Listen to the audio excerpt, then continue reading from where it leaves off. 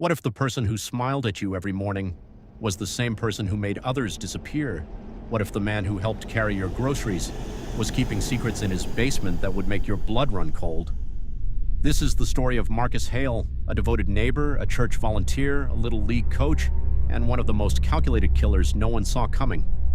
By the time the truth came out, 5 families had already lost someone they loved, and the whole town had to ask itself one question: how did we not know? Maplewood Drive was the kind of street people dreamed about. Kids played outside until dark, neighbors knew each other by name, doors were left unlocked, and at the center of it all was Marcus Hale. He had lived on Maplewood Drive for 11 years. He organized the block parties, he shoveled driveways in winter, he remembered every birthday. If you had a problem, Marcus had a solution. If you needed help, Marcus showed up first. Everyone loved him, everyone trusted him. So when 19-year-old Kayla Brooks vanished after a late-night shift at the grocery store, nobody looked twice at Marcus. Why would they? He was already out there, helping with the search, putting up flyers, comforting Kayla's mother, looking everyone in the eyes without flinching. Detective Sandra Okafor had seen a lot in her 17 years on the force, but something about this case made her uneasy from day one. Kayla was responsible, careful. She texted her mother every night when she got home. The last text was sent at 11:47 p.m., 2 blocks from Maplewood Drive. Sandra pulled every camera in the area. Most were broken or angled wrong, but one, a doorbell camera on the corner, caught something.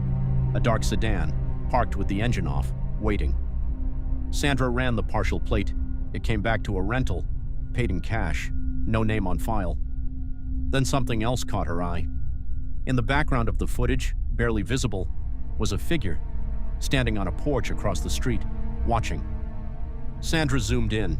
She couldn't make out the face, but she could see the jacket, red with a white stripe down the sleeve. She filed it away and kept moving. As weeks passed with no leads on Kayla, Sandra started digging deeper into missing persons cases across the county.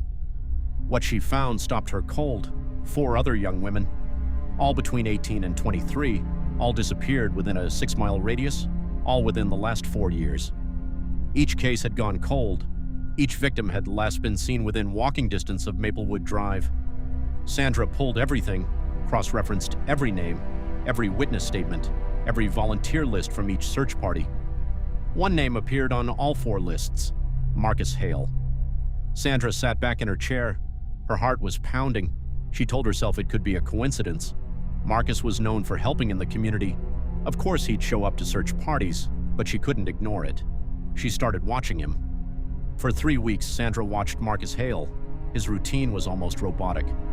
Wake up at 6 a.m., coffee on the porch, wave to the neighbors, leave for work by 8, come home at 5, dinner, TV, lights out by 10.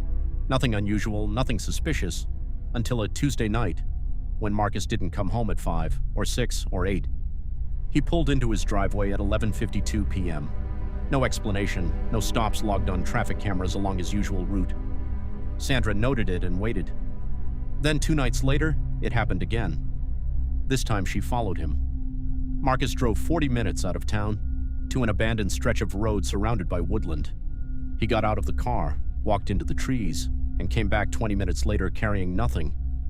But his hands, when he passed under a streetlight, were covered in dirt. Sandra called for backup immediately. Search teams entered the woodland the following morning. What they discovered was beyond anything they were prepared for. Shallow graves, 5 of them, each carefully marked with a small stone, each containing the remains of a young woman. Kayla Brooks was among them. The town was paralyzed.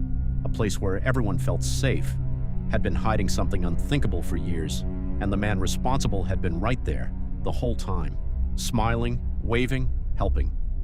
Sandra drove to Maplewood Drive personally. When Marcus opened the door, he smiled. "Detective, what can I do for you?" Sandra looked him dead in the eyes. "Marcus Hale, you're under arrest for the murders of 5 women." The smile didn't disappear immediately. It faded, slowly, like a mask slipping, and underneath it was nothing. No fear, no regret, no emotion at all, just emptiness. The trial lasted 6 weeks. Evidence was overwhelming. DNA fibers, a burner phone linked to rental car payments, a journal found in Marcus's basement detailing every victim, every single one. He had written their names, their routines, how long he had watched them before making his move. The courtroom was silent as prosecutors read his entries aloud. The families wept. Marcus sat perfectly still, hands folded, expression blank. His defense argued mental illness. The jury didn't buy it. After 4 hours of deliberation, guilty on all 5 counts. The courtroom erupted. Marcus didn't flinch. He was led away in handcuffs. The same hands that had put up missing posters, the same hands that had shaken Detective Sandra Okafor's hand at a community meeting 2 years earlier. After the verdict, Sandra sat alone in her car outside the courthouse. She thought about all the times Marcus had been right there, at the search parties, at the vigils, comforting the very families he had destroyed. The scariest killers aren't the ones who hide in the shadows. They're the ones who stand in the light, who look you in the eye, who make you feel safe. Because the monster you don't suspect is the most dangerous one of all. Maplewood Drive is quiet now. The block parties have stopped. Doors that were once left unlocked stay locked. And every now and then, someone stands on their porch in the evening, looking up and down the street, wondering who their neighbors really are. Because sometimes, the person you trust the most is the person you should fear the most.